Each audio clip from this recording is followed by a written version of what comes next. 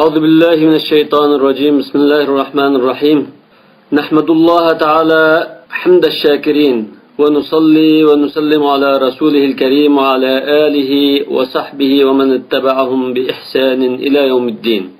ربنا لا تزغ قلوبنا بعد إذ هديتنا وهب لنا من لدنك رحمة إنك أنت الوهاب. ربنا اغفر لنا ذنوبنا وإسرافنا في أمرنا وثبت أقدامنا وانصرنا على القوم الكافرين. أما بعد، فقال المصنف رحمه الله تعالى: وكذلك اختلفوا في الكعبين هل يدخلان في المسح أو في الغسل عند من أجاز المسح. yuqorida putni yuvish ya masx qilish to'g'risida ixtilofni bayon qilib o'tdi. Endi mush ikki putning ho'shqi, ya'ni ikki putning yon tarafidagi do'mboq o'shoq yuydigan doiraga yoki masx qilamiz deydigan bo'lsa, masx qilinadigan doiraga kiramdi, kirmamdi.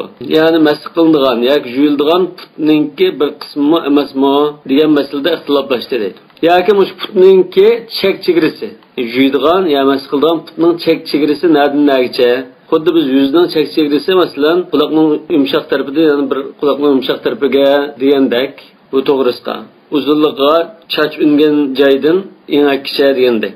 Ma'futningmi hozir chek chegarasini bayon qilishda ixtiloflashib qoldi. Va aslu ixtilafihim al-ishtiraku allazi fi harfi ila. Bu yerda talashtashining tigi manbasi nerdan kelib chiqqan desa, ash ila degan harfdagi mushtaraklik ahvoldan kelib chiqqan edi. Yani Allah Teala'nın o ayet-i Lud'da ve erculakum ilal ka'beyn dedi. Bu sözdeki ila degan harf bu harfda ishtiroklik var edi. Yani ishtirok degan ikki uch ma'noni ifodalagan bir so'z demakchi. Bu so'z hozir bir necha ma'noni ifodalab qo'ydi.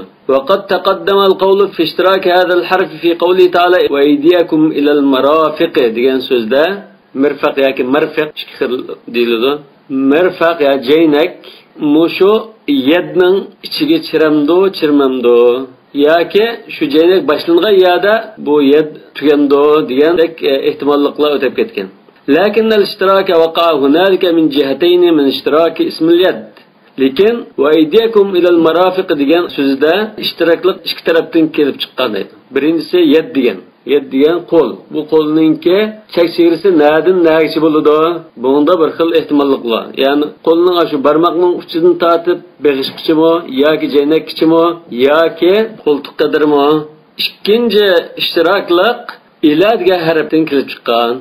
Bu shu aydiyakum al-marafiq degan so'zdagi ishtiroklikning masalasi.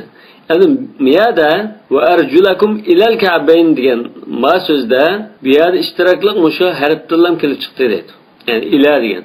Bu ka'beyn hozir rijlning doirasi kirib ketamdi, kirmamdi. Yoki buning sirtimi dendi. Va qad ixtalafu fil ka'b ma huwa. Olimlar bu ka'b degan so'zning zodi putdagi qaysi joyini ifodalaydiganligida ixtiloflashdi. Va zalika al-ishtirak ismul ka'b. Chunki bu yerda ka'b degan so'z hozir mushtarak. Ka'b degan so'z aslida shunda do'mboq, dugilak masalan, shunda chiqib qolgan narsa bo'ladi. Shuni ka'bami, sen ka'ba va kawa'iba atraba degandek. Demak, bu ka'bning nimaligida ixtiloflash hozir nerdan kelib chiqdi desa, birinchi ka'b degan so'z mushtarak. Ikkinchisi ixtilof ahli lugha fi dalalati. Lugha shuni aslimi, bu ka'b degan so'z zodi nimani bildirdi deganda ixtiloflashib qolgan deydi. Faqila demek bir qarashda humal azman allazan inda ma'qad ash-shirak. Shirak degan bo'g'ich. Ma'qad degan bo'g'ichni chigadigan joy, ya'ni putning dumbisi demakchi. Zahrul qadam demakchi. Chunki bo'g'ich chigadigan joy shu putning dumbisi bo'ladi. Demak, putning dumbisida bir do'mboq joy bor. Mishani ka'bdan do'q, chunki ka'b degan o'sha do'mboq joyni bildirdi. Yoki vaqila humal azmanul nati'ani fi taraf as-saq. Yoki putningki bir tarafida, yan tarafida emas, ya'ni o'ng putning o'ng tarafida, so'l putning so'l tarafida ikki do'mboq yanoqdek chiqib qolgan sumak bor. Nati'an degan endi chiqib turgan demakchi. Do'mboq chiqib turgan demakchi.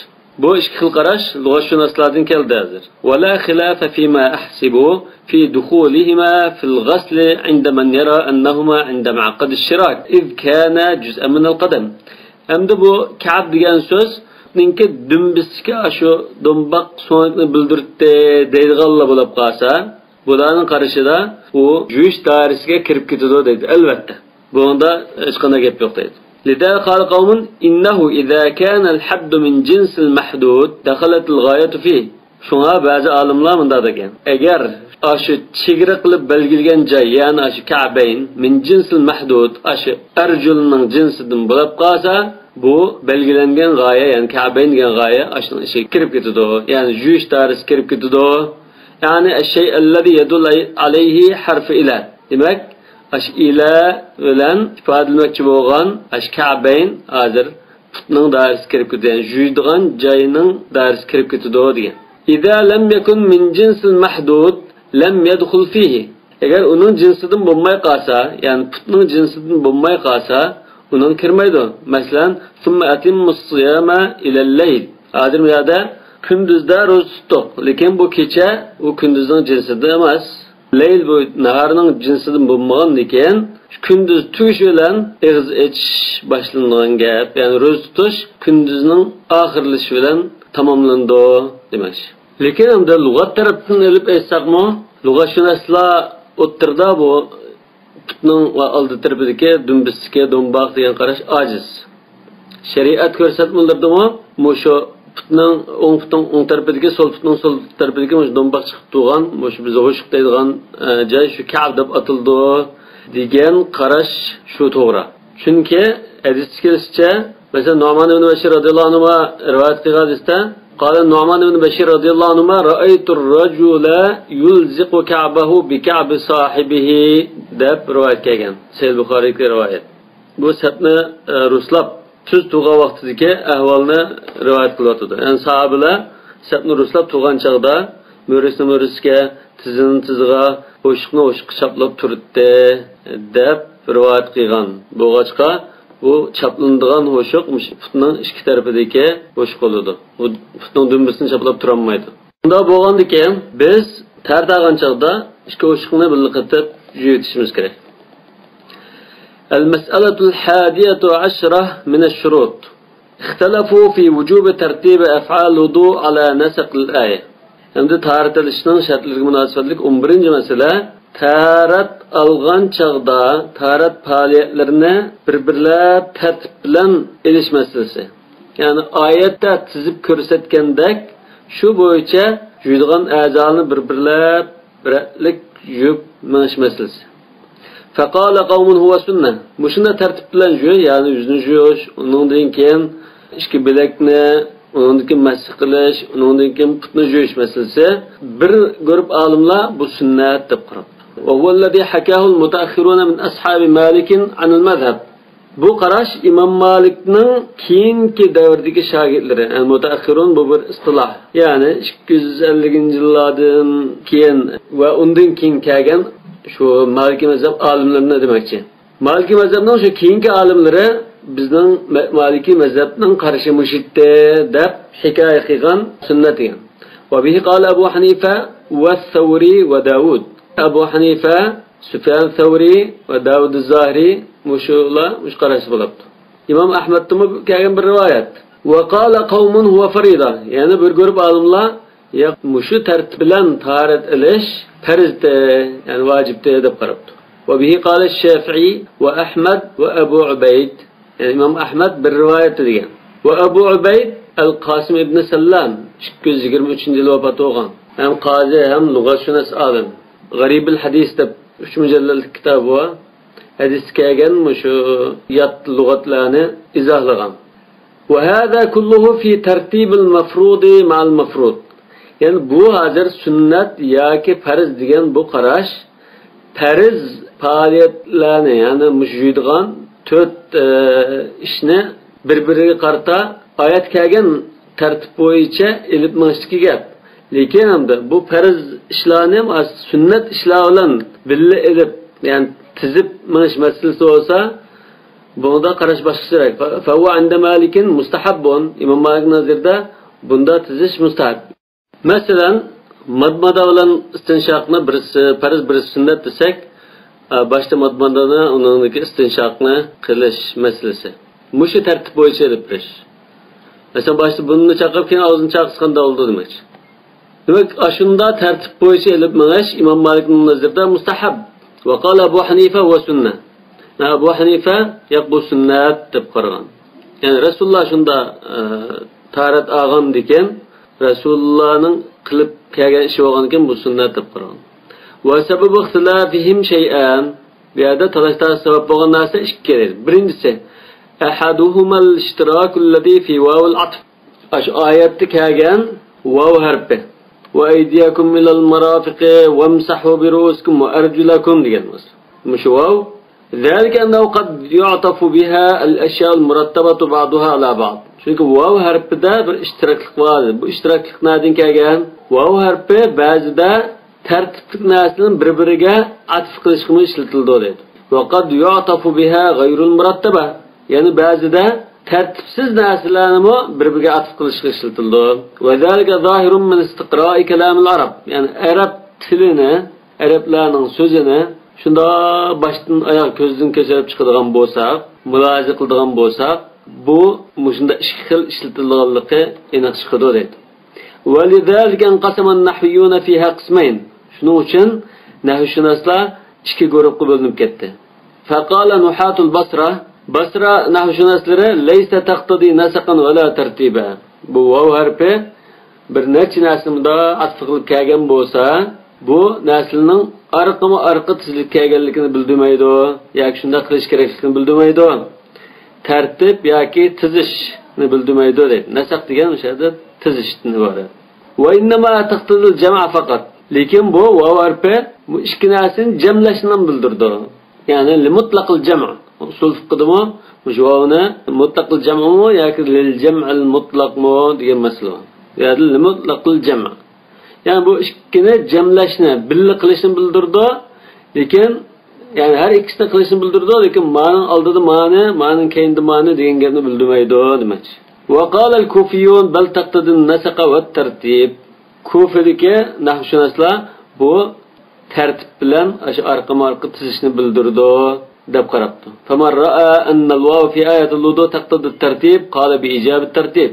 Basırdaki nahvshunoslarning qarashini tutgan fuqaholar vav musha tarat oyatidagi vav arqadan tartib bilan eklishni bildirdi deb qaraganlar, ya'ni Kufi nahvshunoslarining qarashini tutganlar bu yerda shu oyatdagi ko'rsatilgan tariqada birini shunda tartiblab ilish kerak, shu tartibga rioya qilish kerak deb qaradi.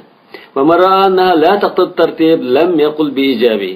Basri nahvshunoslarning qarashini tutganlar bular ya'ni vav bu yerda tartibni bildirmaydi degan bo'g'achqa u tartib bilan tartilish vojib emas. Ya'ni ilgari keyin qilib qo'ysimi hech vaqasi yo'q demoqchi.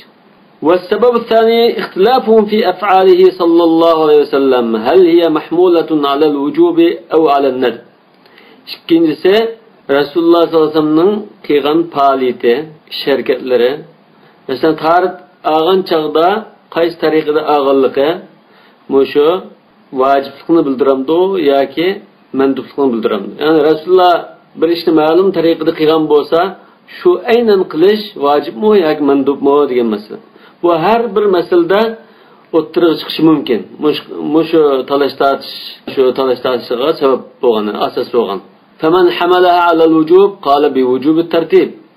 Rasululloh sallallohu alayhi vasallamning qilgan ish harakati boshqa bir dalil bo'lmagan ahvolda vojiblikni bildirdi. Ya'ni ashunda qilishimiz vojib deb qaraganlar tartib bo'yicha tartilish vojib dedi. Li'annahu lam yurva anhu sallallohu alayhi vasallam annahu tawadda'a qattu illa murattaba. Chunki Rasululloh sallallohu alayhi vasallamdan kelgan rivoyatda Rasulullahning zoti faqatlam shu tartib bo'yicha tarat olganligi rivoyat qilingan. Uningdan boshqacha tarat olganligi rivoyat qilinmagan. Demak, bu yerda hozir bu Rasulullahning bir ishni muvozaba qilganligi shu vojibligining dalili demoqchi. Bu ikkinchi sabab. Ya'ni talashtash sabab bo'lgan ikki ish bor. Birinchisi vav degan harfdagi ishtiroklik. Ikkinchisi Rasulullohning qilgan ishlarini vojiblikqa biramtoq, mandublikqa biramtoq. Va man hamalaha ala an-nadbi qala inna at-tartiba sunnatun. Hamda Rasulullohning ish harakati boshqa bir vojiblikqa yoki mandublikqa dalil bo'lmagan ahvolda bu mandublikni bildirdi deb qaraganlar bu tarat ilishdagi masalada tartib bo'yicha elish sunnat deb qarabdi. Yani Resulullah kıtyaga şu olan iken Resulullah'ın sünneti. Ve men farraqa beynel mesnuni vel mafrudi minel ef'ali qala innet tertibel vacibe innema yenbaghi en yekuna fil ef'al vacibe. Hem de yukarıda İmam Malik, İmam Ebu Hanife bunu ayırgan temesin. Fariz faaliyetler bilen taratının sünnet faaliyetlerinin tertibi cihatte fark etmez. Fariz faaliyetlerinin hamının bir qarta tertibini saqlash kerak. Sünnet faaliyetlerinin tertibi unda muhim emas. O mustahab ya sünnet degan. Demek bunda ayrıganlar fariz yoki vacib faaliyetlardan mush tertibini saqlash kerak. Sünnet faaliyetlarda unda saqlamasak bo'ldi. Endi farz vacib deb ayirmaganlik olsa, ومن يفرق قال ان الشروط الواجبه قد تكون في الافعال التي ليست واجبه. Yani vacib bo'lgan shart, vacib bo'lmagan faoliyatlar bo'lishi mumkin. Yani ma sunnat desek, taratda ma ishlar sunnat deb qarasak, buningdimi rioya qilish kerak bo'lgan vacib bo'lishi mumkin dedi. Demak, bu faoliyat o'zi sunnat, lekin tartibga rioya qilishingiz yani sünnet yani başka faaliyetlerle boğan tertibi farz faaliyetli olan tertibini saklaşınız bu sünnet faaliyetinden bu vacip oluşu mümkün dedi. Yani Resulullah sallallahu aleyhi ve sellem her kıtın tartağın çağda aşı tertip boyunca ağam boğan diken biz mi şu boyunca elip manışımız gerek. Eğer birisi anda unutup kalıp ya ki ma'lum sabablar tufaylidan ta'tu yoki biror faoliyatni ilgari keyin qilib qolgan bo'lsa, bundimi ishvaqasi yo'q. Yani shu sunnat mandub deb qaragan olimlarning qarashi bo'yicha bo'pti mayli. Lekin ataydan qasdan hamda biz bilib turib, normalda taratning tartibini buzsak bo'lmaydi. Ibn Abbas radhiyallohu anhuning kelgan ajiz hadis bo'lsa-mu, yani bu tartib vacib emas, rioya qilmasin bo'ldi degan hadis kelgan bo'lsa-mu, lekin bu aciz.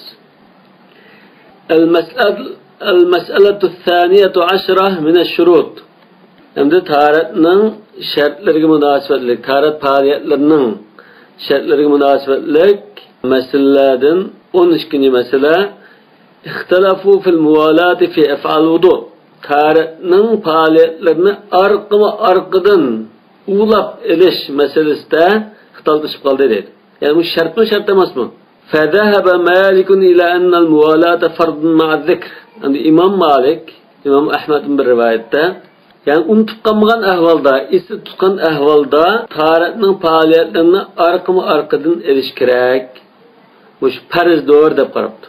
Ve ma'al qudra, yani arka alalaydigan turuqliq, shunda ahvalda arkadan ammay, arliq ko'rib qolsa bo'lmaydi demek.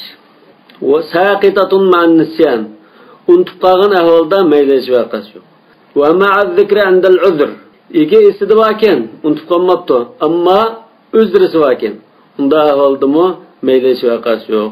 Ma lam yatafahish at-tafawut. Lekin mushu oraliqimda bak uzun uzrab ketmagan ahvalda mayldaymiz debdi. Ve zahaba ash-Shafi'i ve Abu Hanifata ila anna al-muwalata laysat min wajibat al-wudu. İmam Şafii bilen Ebu Hanife bu alimler arkadan ulap elish taratning vacibatlardan emas. Yani qo'lni yupilablam, yüzünü yupilablam, bilakni yupilablam boshqa mas qilish uning arqadan putni yuvish. Bu taratning vacibatlardan emas. İmam Ahmed'den kelgan bir rivoyatmi shunda. Yani demek İmam Ahmed'da ikki xil rivoyat var. Birisi İmam Malik bilan billa, birisi İmam Şafii Ebu Hanife bilan billa. İmam Malik isidi ba yoki unutib qolgan deb ikki ahvolni ayirgan bo'ldi. Endi vasababu fi zalika mushtalashtasning sababi al-ishtirakul ladhi fil waw aydan. Demak, waw harfidagi mushtaraklik ahvoli shu sabab bo'lgan. Va zalika qanday desa, va zalika annahu qad yu'tafu biha al-ashya' al-mutatabi'a al-mutalahiqa ba'daha ala ba'd.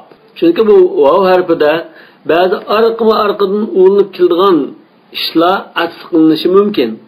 Vaqat yu'tafu biha al-ashya' al-mutarakhiya ba'daha an ba'd. Ba'zida oraliqida xil uzun vaqt bo'lgan, keyin bo'ldigan bunda ishlarmi atf qilinib qoladi. Yani bu ta'qib bol taraxi dedigan unda mazmun yo'q bu o'ning. Masalan, farb, thumma harfidek unda bir nimani bildirmaydi.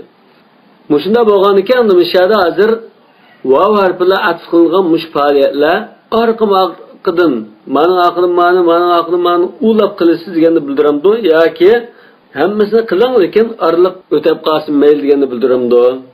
Va qad ihtajja qaumun لسقوط الموالاة بما ثبت عنه صلى الله عليه وسلم أنه كان يتوضأ في أول طهوره ويؤخر غسل رجليه إلى آخر الطهر. Yani bazı alimler bu arkadan kılış müşbaliyetini birinin arkadan birini ulap kılış vacib emas diyenge Resulullah sallallahu aleyhi ve sellem'ninki ma'u şeriketini delil koyup gösterdi. Yani Resulullah sallallahu aleyhi ve sellem juyungan çağda, tohur ediyemiz adı gusl kıygan çağda deslap taharat eletdi, kichik taharat eletdi. Ondan kichik taharat elib putini jumay turib, juyunib bilab, ondan keyin putini juyutdi. Yani g'uslni ishlarni tamom qilib bo'lgandan keyin ondan putini juyutdi. Endi hozir kichik taharatninki putini juyishni uzib qo'ydigan oraliqda juyunish bo'ldi-ku deb turibdi. Lekin endi bu shu juyunishga munosabatlik ish, putini keyin kechiktirib qo'yish nima uchun desa, taharat bo'lgandan keyin yana juyunsa, yana puti ya layoldi ya maynat bo'ladi. Keyin yana juyish kerak bo'lg'achqa oraliqda badanni juyutib qilib, uningdan eng oxirida bir chetga o'tib turib, pokiz yerda putni chayqib o'tishdan iborat.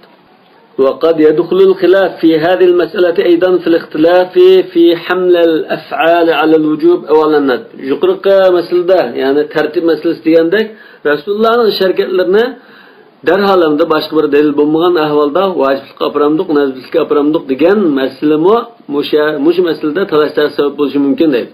Çünkü Resulullah sallallohu alayhi vasallam aşında arqadan ağan taharatni araliqda uzib qo'ymagan deydi. Ve innema farraqa Malikun beynal amdi ve nisyan. Endi İmam Malik unutib qolgan ahvol bilan esida tutgan ahvolni ayirgandi. Nima uchun ayirdi? لأن الناس الأصل فيه في الشرع أنه معفو عنه. Çünkü unutib qolgan kishi degan buning ba'zi ishlari shariatda kechiritilgan bo'ladi dedi. Ila an yaquma ad-dalil ala g'ayri zalik. Taki başka bir delil bunun aksini ispatlagan kadar bu unutib qolgan kishi shariatda günah bo'lmaydigan holatda kechiritilgan bo'ldi dedi. لقوله صلى الله عليه وسلم رفع عن أمتي الخطأ والنسيان.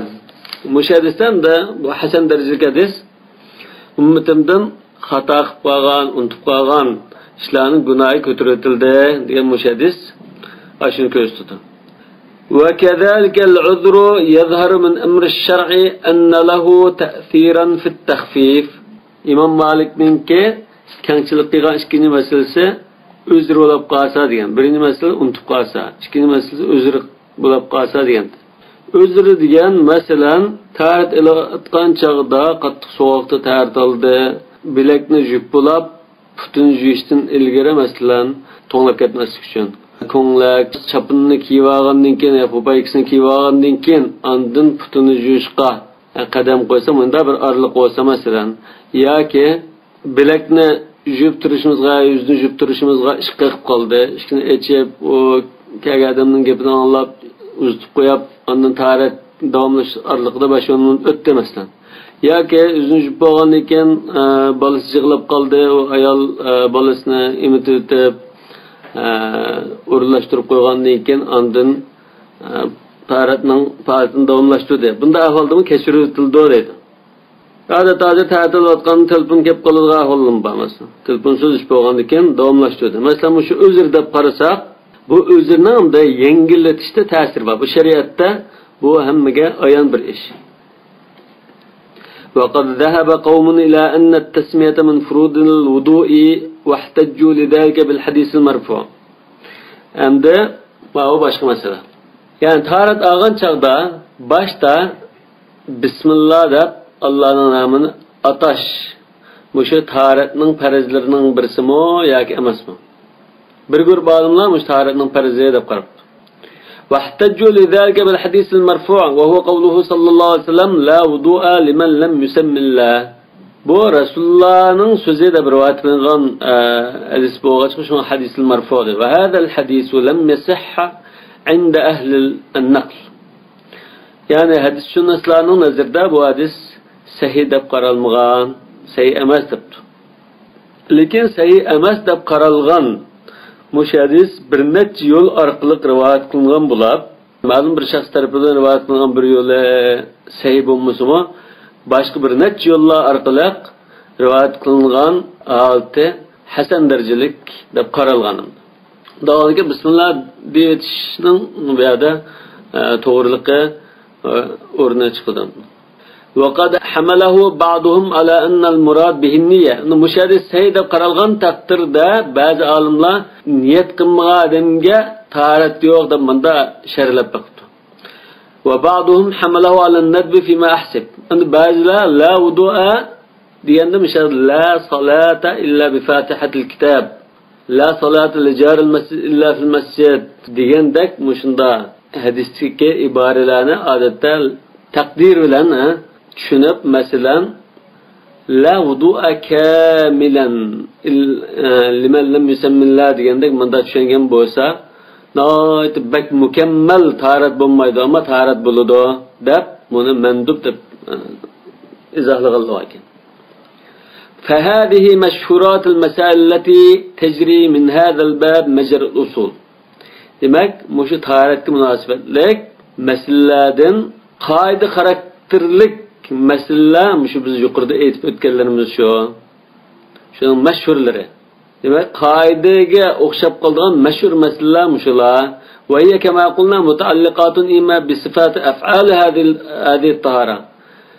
Demek muşu meseleler ya taharetninki faaliyetlerinin süfti kanda buludu degenge münasebetlik. Ya ki taharet aldığan urullar, yani juyduğan azalı qaysi nadin nagiçe bunu belgileşki münasebetlik ve imma bi tarifi şuruti, ya ki onun şartları tertib ol muala degende ve erkaniha niyet muvakiza degende ve sair ma zikr ve şunun münasebetlik başka şart arkanlarga çetişlik meselelerdir deydi. Ve mimma yetallaqu bi hadal bab mashul khuffayni iz kana min af'al wudu.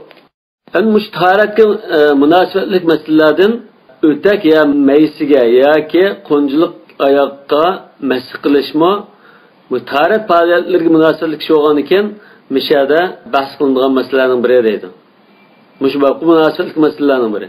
Vel kelamul muhitu bi usulihi, yani usulul mesh alal khuffayn yeta'allaqu bin nazari fi 7 masail. Demek şu meshalal khuffayn, yani ötek yoki qo'njilik oyog'i yoki mayasiga mas qilishga munosabatlik mush masalaninki asosiy masalaga munosabatlik so'zlar hozir 7 masalaga bahs qilishga qildi deydi. Birinchisi bin nazar fi javozi, yani mushunda o'takka mas qilish ya oyoqqa mas qilish joizmi, joiz emasmi? Mas qilishning hukmi deydi. Va fi tahdid mahallihi, yana aş mas qildigan o'rin hozir nadinaychi, yani oyog'ining ustiga qanchalik miqdorda o'ringa mas qilamiz, oyog'ining hammani mas qilamdiq yoki bir qismini, bir qismini desak, u qismi oyog'ining ust tarafimi, ost tarafimi masalan. Va fi ta'yin mahallihi, ta'yin mahalli degan mushu mas qildigan oyoq zodi qanday turlik oyoq bo'lish kerak. Va fi sifatihi, yani sıfatul mahal. Andım bu ayağınınki süfti qanday sıfatlik bo'lish kerak. Va fi tawqitihi, bu oyoqqa masalan ya o'takka mas qilsak, bu mas qancha kun davomlashalaydi. Va fi shurutihi, shartlari qaysi, masalan buni yonmaydigan bo'lish kerakmi yoki suv topolmagan bo'lish kerak, yoki to'nglab ketadigan holatda bo'lish kerakmi degandek. Yani taharat bilan kelgan bo'lish kerak degandek masalan. Ve fi navaqidihi, yani qanda ahvolda bu masqigan, o'taki masqigan mushu masimiz bekor bo'lib ketadi. Qaysi narsalar mushu mas qilish nimasini bekor qilib o'tadi demoqchi.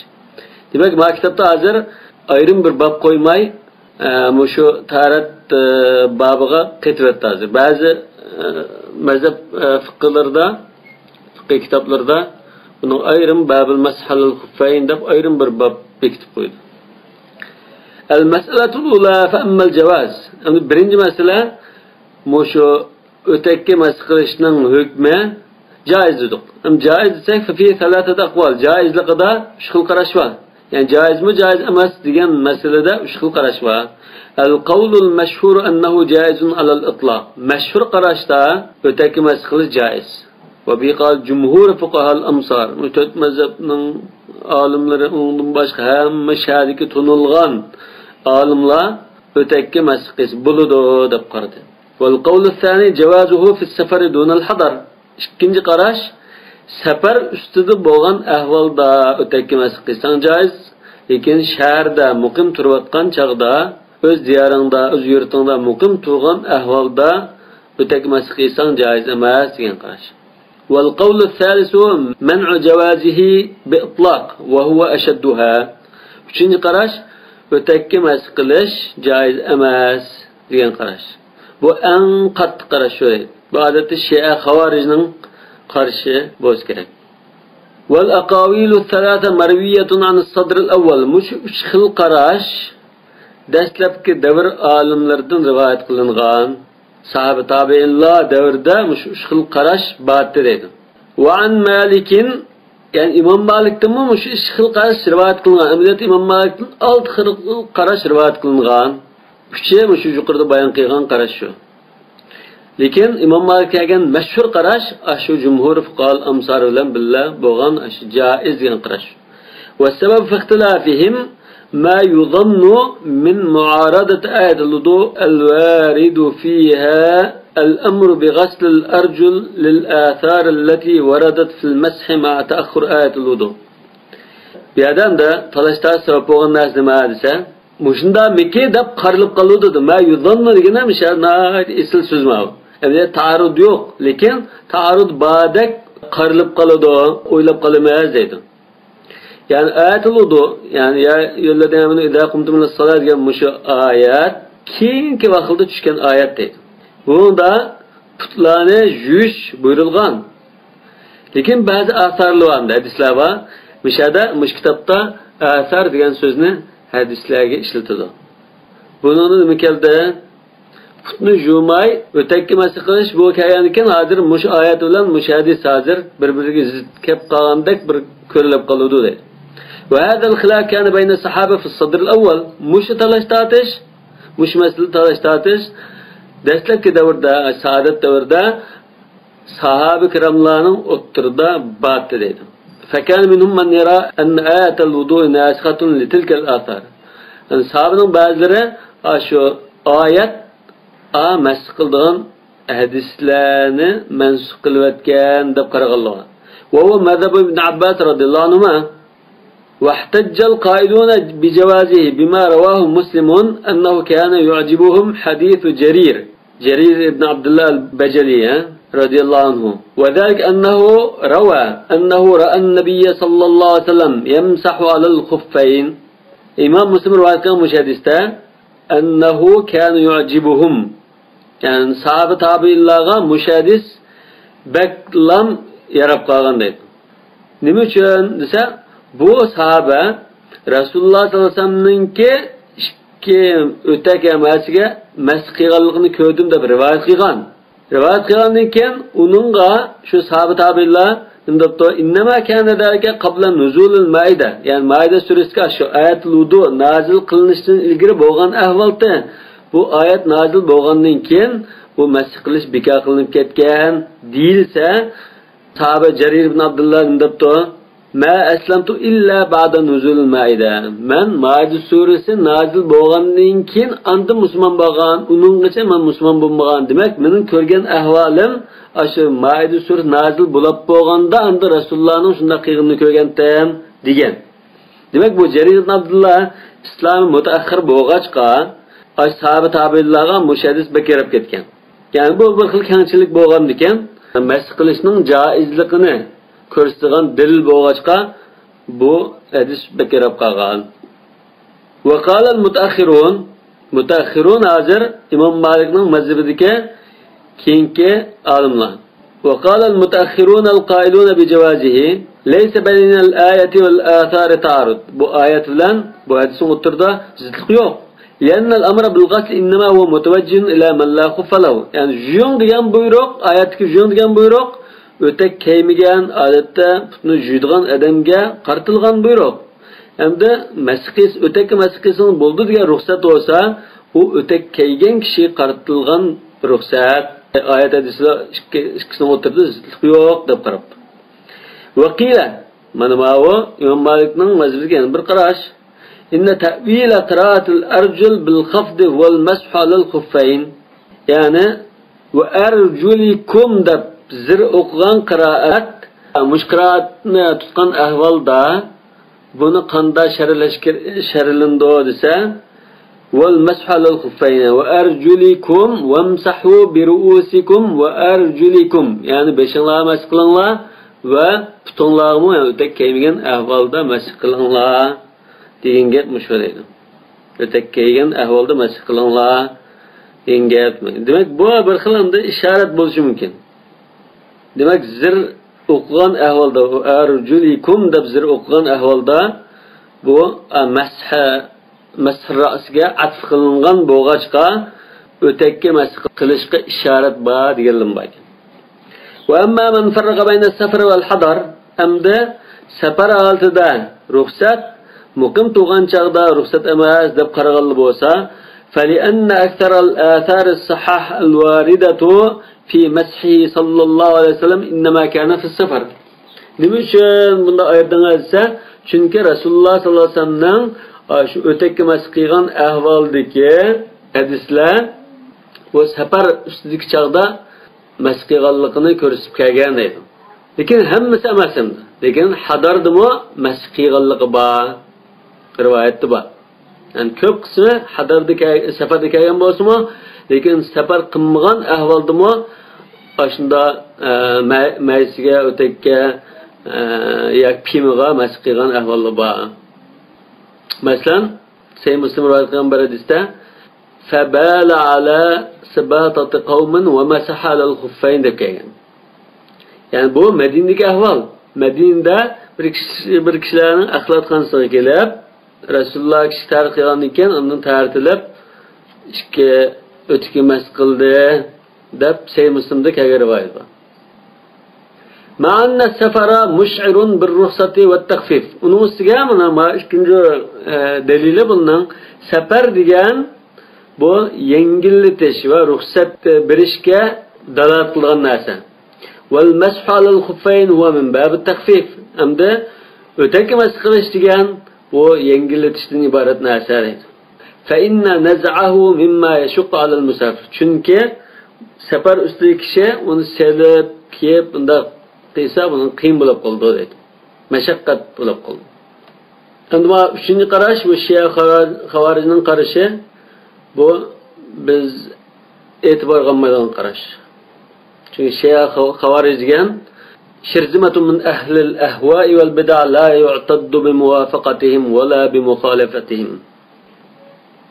المسألة الثانية وأما تحديد المحل فاختلف فيه أيضا فقهاء الأمصار. أمده şu öteki mash qilgan chaqda qaysi o'ringa mash qilamiz, ostig'imi ustigimi degan masala. Buningmi mushu har shaharda tonilgan fuqarolar ixtiloflashib qoldi deydi. Faqala qawmun innal wajiba min zalika mash a'la al-khuff. Bir guruh olimlar bu yerda vojib bo'lgani shu o'takning ust tarafini mash qilish debdi. Va inna mash al-batini a'ni asfal al-khuff mustahabbun. Yani bir grup alimlar mash qilish vojib bo'lganda o'takning ust tarafi, yani dumbisiraylar. Ammo cham tarafiga mash qilib qolsa, yoki tegib turgan joyga past tarafiga mash qilib qolsa, bu mustahab dedi. Va Malikun ahad man ra'a hada va Shafi'i. Demak, mush qarashni tutganlardan Imom Malik, Shafi'i bor edi.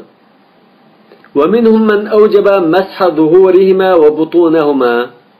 Yani bazılar ومنهم من أوجب مسح ظهورهما وبطونهما. Yani alimlardan bazısı üstüge mash qildi, cham tarafiga mash qildi deganlar var. Va bu madhab Ibn Nafi' min ashab Malik. Ibn Nafi' mo İmam Malikning shogirdlaridan birisi. Wa minhum man awjaba masح الظهور فقط ولم يستحب مسح البطون وهو مذهب أبي حنيفة. İmam Abu Hanife ve Davud ve Sufyan yani el-Thawri Yani bir grup alimlar, Hanbali mezhepteki alimlar varmış qatarda. Bular üst tarafına masx qilamiz, mushu vacib, lekin cham tarafiga masx qilish mustahab emas. Mustahab qilsam mayli joizdir, lekin mustahab demaymiz demoqchi. Va shazza ashhabu. Ashhabmu Imom Malikning shogirdlarining birisi. Bu hamda ayrim chiqib nimdabto innal vajiba mashal batin aw al a'la ayyuma masah. Bu yerda masx qilish kerak bo'lgani ikkining biri. Ya ustiga masx qildi, yo ostiga masx qildi. Qani masx qilsa mayli debdi. وسبب اختلافهم تعارض الآثار الواردة في ذلك وتشبيه المسح بالغسل. بهذا talashlar sabab bo'lgan narsa mushu haqda kelgan hadislar bir-biriga zid kelib qolganda ko'ringan ahvol bor. Ya'ni biri mushu masx qilish yuvishga o'xshatilmamdi. وذلك أن في ذلك أثرين متعارضين. Endi bu bir-biriga zid kelib qolgan hadis qaysi desa mushkil. Biri حديث المغيرة بن شعبة رضي الله عنه وفيه أنه صلى الله عليه وسلم مسح أعلى الخف وباطنه. Yani Resulullah sallallahu aleyhi ve sellem ötkinin ya meclisninki üst tarafıga ve çam tarafıga hem mesqigan diyen. Bu hem de aciz hadis. والآخر حديث علي رضي الله عنه لو كان الدين بالرأي لكان أسفل الخف أولى بالمسح من أعلاه. Hazreti Ali şunlar demişken. Eğer din işi öz rayimiz bo'yicha bo'ladigan bo'lsa, o'takning ast tarafi üst tarafiga qaraganda masx qilishga eng loyiqdir. Chunki yagi tegib turgan, mayna nasl yuqadigan, surtitish kerak bo'lgan joy shu. Lekin ustiga unda bir nasl tegmaydi. Demak, bizning kallamiz bo'yicha bo'ladigan bo'lsa, biz chami tarafiga masx qilsak bo'ldi. Lekin bu din masalasi bizning rayimiz bilan bo'lmaydi. Alloh taolaning bekitib berishi bilan bo'ldi demoqchi. Wa qad ra'aytu Rasululloh sallallohu alayhi vasallam yamsahu ala zahir xuffay. Hazreti Ali deydi yana sözünün ayıqda. Men Rasulullah sallallahu aleyhi ve sellem'nin aşk ötkininki üst tarafıga masx qilganini ko'rgandim. Yani bu Allah Taala müşunda bekitib bergan. Yani Rasulullah'ның faoliyati orqali müşunda bekitib bergan ish bu. Lekin biz o'zimiz tanlagan bo'lsak, o'zimizning kallamiz bo'yicha tanlagan bo'lsak, biz chamni surtishni tanlaydik. Demak bu ibodat masalasi degan yerga bordim. Ibodat deganda shariat bekitib bergan bo'yicha bo'lgan. فمن ذهب مذهب الجمع بين الحديثين حمل حديث المغيرة على الاستحباب. Endi ikki hadisda tam muvofiq tushunib bir taraf qilamiz, ikkinchisi tam amal qilamiz deganlar ustiga masx qilish vojib, ostiga masx qilish mustahab deb qarabdi. Va hiya tariqatun hasana. Bu hamda yaxshi bir usul debdi. Lekin bu yaxshi usul qachon? Yani bir hadis sahih bo'lgan taqdirda, lekin sahih bilan ojizning o'ttirida unda jam qilib o'tamisak bo'ldi. Va man zahaba madhhab at-tarjih. Endi ikkinin birini tanlaymiz. Ma sahihti, ma aciz. Biz sahihni tanlaymiz, acizni qo'yib qo'yamiz deganlar bo'lsa, axirda imma bi hadis Ali. Ba'zilar sahihni tanlaymiz deb Hazrat Alining hadisini oldi. Yani ba'zilar Mughiraning hadisini oldi. Faman rajjah hadisul Mughira hamda nima uchun bu Mughiraning hadis aciz turuqliq siz bu aciz hadisni tarjih qildingiz desa, rajjahahu min qibalil qiyas. Qiyas mushuni elishni ko'rsatdi. Ya'ni qiyas bilan ma aciz hadis birlashib jallanib ketdi. Qiyas tamam şu asl tarafı masx qilish shu chiqdi. Undan keyin qiyas ma'ni elishni ko'rsatdi bizga demoqchi. Ya'ni qiyas al-mas'al al-ghasl. Demak, yuvishga qarta o'xshatsak masx qilishni, o chaqda asl tarafı masx qilish bo'lib qoldi deydi. Lekin bu qiyasma hozir qiyasma al-farq. Nima uchun? Yuvish putning hammini yuvitdi. Ya'ni aslini yumaydi. Üstünü mü jüytdi? Ondan ki bunun kıyas kıyasla doğru çıkmaydı. Eğer aslında mı jüytgan bo'lgan ahvalda jüyishtima aslında mı jüytdik? Yani tapan yerga tegib turganning alqinni jüytdik. Ondan ki masx qilishdimi? Asli masx qilamiz deb qolsa, belki to'g'ri chiqadi. Lekin juyish hozir putning ham yeri ustini juyimiz, aslini juyimiz. Ondan ki qiyas aqmaydi. Aw min jihat sanad yoki endi hadisdan birini tarjih qilib, Hazrat Alining hadisini tanlaganlar nima uchun desa, min qibali muxolafatihi lil qiyas. Qiyasga zid kelganlikdan. Do'g'ri qiyas zid kelganligi buning haqiqatan jalliq ekanligini bildirdi. Yani ataydan qiyas ko'rsatgan nimani buzib kelgan bir ko'rsatma bo'lg'achqa mushun tutish kerak. Aw min jihati sanad yoki sanad jihati ma sahih aw ajiz demakchi. والأسعد في هذه المسألة هو مالك. Anda mushu masalada eng to'g'ri, eng muvofiq qarashni tanlashga muyassar bo'lgan kishi kim? Imom Malik deydi. Bu hozir o'zining tarjihidan iborat. Yani şu muallifning tarjihi, İmam Malikning qarashi eng muvofiq dedi. وأما من أجاز الاقتصار على مسح الباطن فقط فلا أعلم له حجة. Endi putning shu ost tarafini masx qildi, boshqa yerga tegmaymiz, ustini masx qilib yurmaymiz deganlar, ya'ni ashadning qarashi bo'lishi mumkin bu. Buning hech qanday bir dalil bo'lmasligi mumkin deydi. Lekin dalilan bu mahalli najas bo'lgandan keyin misha masx qilamiz deyish bo'lish kerak endi. Li'annahu la hadha al-athara ittaba, chunki bu ya ma hadisni tutmadi ولا هذا القياس استعمل yoki ma qiyosni olmadi, ishlatmadi. Demak, ya qiyosga agashmadi yoki hadisga agashmay o'zi shunday ham dalilsiz tanladi dedi. Amlat dalil emas. Dalil mush aqliy dalil. Ya'ni bu najosat o'rni bo'lg'achqa mishaga masx qilamiz demoqchi. Ya'ni qiyosul mashal al-ghasl. Ya'ni bu qiyosni tutmadi degan qiyos qaysi esa bu yuvishga qiyos qilishdan iborat. Amlat bu qiyos nima? Bu qamlashmagan qiyosdir. Çünkü juyishgan putning hamma yerga qarta bo'libdi. Putning aslan emas edi. El-mas'alatu thalitha wa amma naw' mahall al-mash. Amda qanda turlik kash, oyoq, o'tak, masa, churuq, masalan, bunda narsalarga mash qilsak bo'ldi, qanda turlarga mash qilsak bo'lmaydi degan masala. Fa innal fuqaha al-qalina bil-mash, yani jumhur fuqaha al-amsar mash qilsa joiz deb qaraganlar o'zaro ittifoq keldi. Yani ikki o'tak yoki qunjisi va unda kash, masa, o'tak degandek narsaga masx qilish joiz deganga ittifoq keldi. Vaqtalafu fil masx al jawrabayn, endi ikki javrabga masx qilish masalasi ixtiloflashib qoldi. Bu javrab nima? Bir paypoqdagina piyma bo'lishi mumkin, paypoq bo'lishi mumkin, ya'ni bu jung yo paxta yo katan masalan, ishqilib qilin jalliq bir narsa bu. فأجاز ذلك قوم ومنعه قوم. Bazılar bunu caiz deb qaradi, bazılar bu javrabga masx qilish bo'lmaydi deb qaradi. وممن منع ذلك مالك والشافعي وأبو حنيفة. Javrabga masx qilish bo'lmaydi deganlardan İmam Malik va İmam Shafi'i va İmam Abu Hanifa. İmam Abu Hanifa'ning keyingi vaqtlar yang'anliqqa rivoyat qilingan. İmam Shafi'i, İmam Maliklar qilim bo'lsa bo'ladi deb qaragan. Nefizga ruhsat qilmagan. Va mimman ajazalka Abu Yusuf va Muhammad sahibi Abi Hanifa. Yani jaiz bo'ldi deb qaraganlar Abu Hanifaning ikki shogirdi İmam Abu Yusuf bilan İmam Muhammad, yana Sufyan Savri bular jaiz deb qaragan. Yana İmam Ahmad mo jaiz deb qaragan. İmam Abu Hanifa mo hayotining keyingi davrda vafot bo'lishdan ilgari javrabga masx qilish bo'ldi degan qarashni tutqanligi rivoyat qilingan. وسبب اختلافهم مش مسألة عالمانın اختلافın sebebi mi? اختلافهم في صحة الآثار الواردة عنه صلى الله عليه وسلم. Resulullah sallallahu aleyhi ve sellem'den kelgen hadislerinin sahih emasligida bo'lgan ixtilofı mushu talash tartishga sabab bo'lgan edi. Annahu masaha al-jawrabayn va an-na'layn. Resulullah sallallahu aleyhi ve sellem ikki javrabga va ikki na'l, yani kipish, kash degandek narsa. Mushuni masx qilgan degan rivoyat. واختلافهم أيضا في هل يقاس على الخف غيره أم هي عبادة لا يقاس عليها. Qo'njilik mushunda kashga boshqa narsani qiyos qilish bo'ladimi bu yoki mush narsa bilan qarta ruxsat qilingan bu ibodat xarakterlik ishmi? Uningga boshqa narsaga yo'l yo'qmi dedi. Faman lam yasihha indahu al-hadis aw lam yablugh. Am mush Rasululloh sallallohu alayhi vasallam masalal jawrabay degan mush hadisi sahih emas deb qaraganlar yoki mush hadisdan xabar topmagan olimlar وَلَمْ يَرَى الْقِيَاسَ عَلَى الْخُفِّ.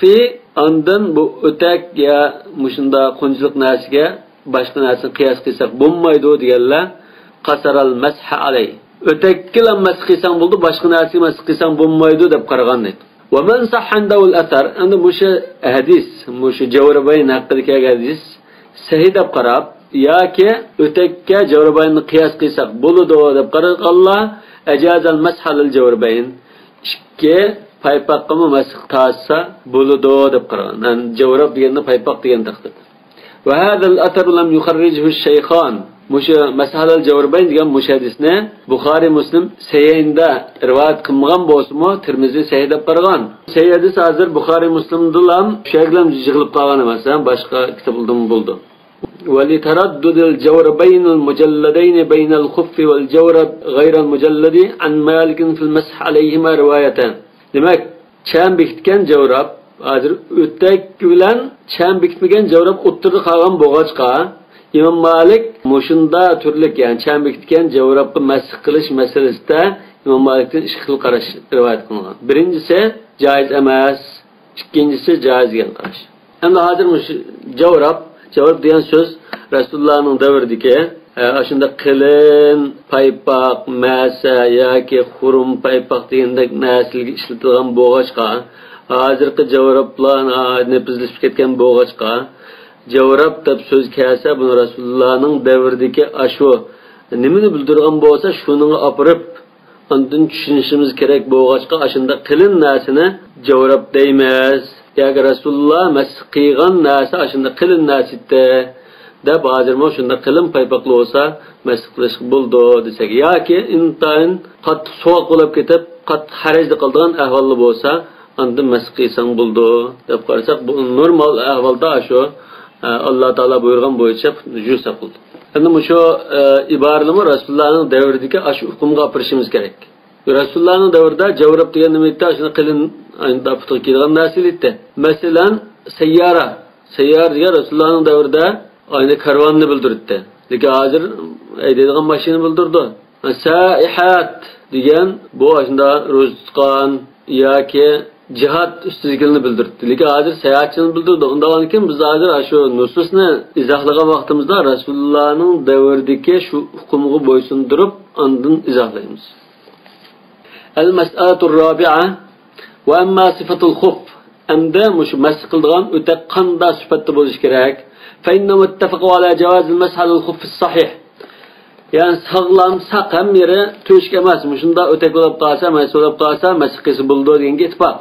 Vaqtalafu fil muharraq, yani teshib ketgan, yirtilib ketgan, bunda o'ta bo'lib qolsa desa, buni ixtiloflashib qoldi. Faqala Malik va ashabu, Imom Malik va uning shogirdlari yumsahu alayhi idza kana al-kharqu yasiran. Agar kichikkina yirtilib ketgan bo'lsa, masx qilsa bo'lardi debdi. Wa haddada Abu Hanifa bima yakunu az-zahir minhu aqalla min 3 asabi'. Abu Hanifa ham da buning miqdorini belgilab, ozjiqlikni adir tutumliq bir narsani belgildi. Eng aqlli bo'lgan chaqda 3 barmoq miqdorchilik deb belgilaymiz. 3 barmoq miqdoridan kichik bo'lib qolsa, masx qilsam bo'ldi.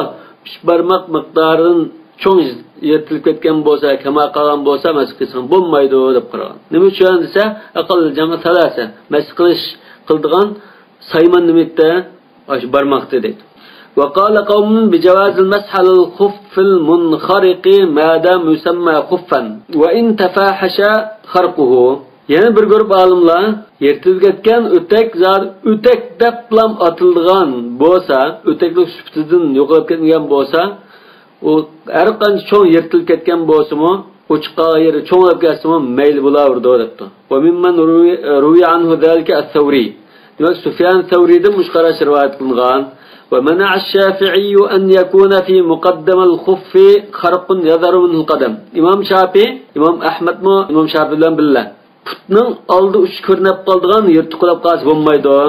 Kichik yirtiqlab qolsa-mu, putning oldi uch ko'rinib qoldigan oldi tarafida yirtiqlab qolsa, kichik yirtiqlab qolsa bo'lmaydi debdi. Fi ahadil qawlayni anhu. Demak, İmam Şafii'dan ikki xil so'z rivoyat qilingan bo'lib, bir so'zi mushunda ekan. Ya'ni bir so'zda unda ayirmoqdi. وسبب اختلافهم في ذلك في انتقال الفرد من الغسل إلى المسح. بيادام da talaşa sebep olan narsa meşad juyishdan masx qilishga bu hukm yetkeldi deydi. Hal huwa li mawdi' as-satri, yani satr khuff al-qadamayn. Nima uchun yetkiladi shu? Mush ikki putni to'liq yo'g'illik sababidan bunda juyishdan masx qilishga yetkelamdi. Am huwa li mawdi' al-mashaqqa, yak bu qiyinchilik bo'lganlik jihatdimi? Yani ikki o'takni silib, yani kiyib qilish qiyin bo'lg'achmi? Famar ra'ahu li mawdi' satr lam yujiz al-mash ala al-khuff al-munkhariq. Yo'q, bu yo'gab turgan bo'lg'achqa andin yuyishning o'rniga masx qilish kelib chiqqan deb qaraganlar, yo'q, undag'oniki yo'gab turmaydigan uch qiyirva o'tak bo'lib qolsa, masx qilsa bo'lmaydi degan. Li'annahu idan kashafa min al-qadam shay'un, chunki putdan biror narsa ko'rinib qolib qolsa, intaqala farduha min al-mashi ila al-ghasl. Chunki biz yo'gashdan iboratda bu masala. Yürgeç boğaçqa ruxsat qilingan bunda yuyishdan mas qilishga o'tkalgan degan boğaçqa agar u chiqib qolsa, putning oldi tarafidan yo boshqa bir tarafidan u chiqib qolsa, u chaqda yuyishga o'tkilib ketadi dedi. Va man ra'a anna al-illata fi zalika al-mashaqqa.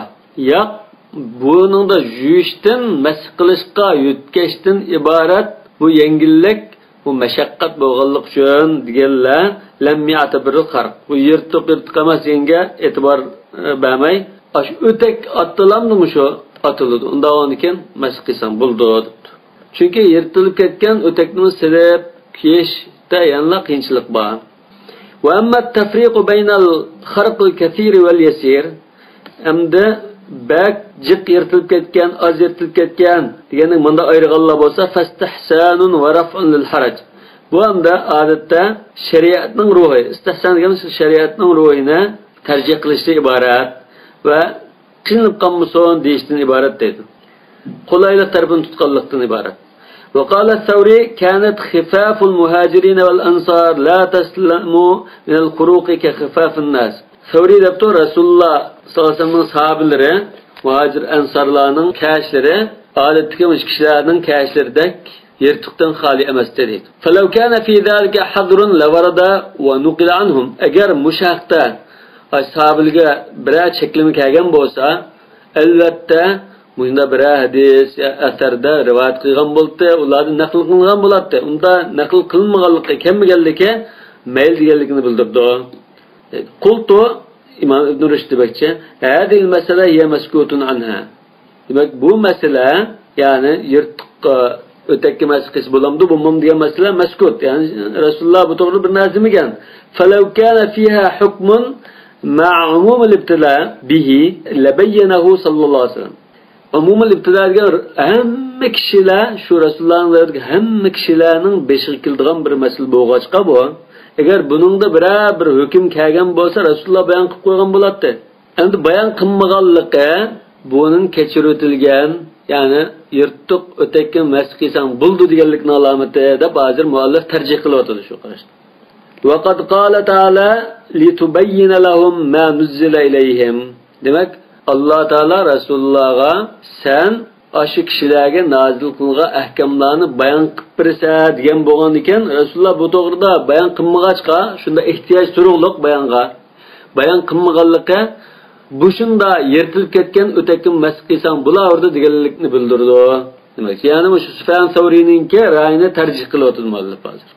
Albatta islomning shariati qulaylikni, raf'ul harajni ko'z tutadigan bo'lg'achqa, azaq yirtiq o'tak bo'lib qolsa mayli bo'laverish kerak. والله أعلم بالصواب. سبحانك اللهم وبحمدك أشهد أن لا إله إلا أنت أستغفرك وأتوب إليك.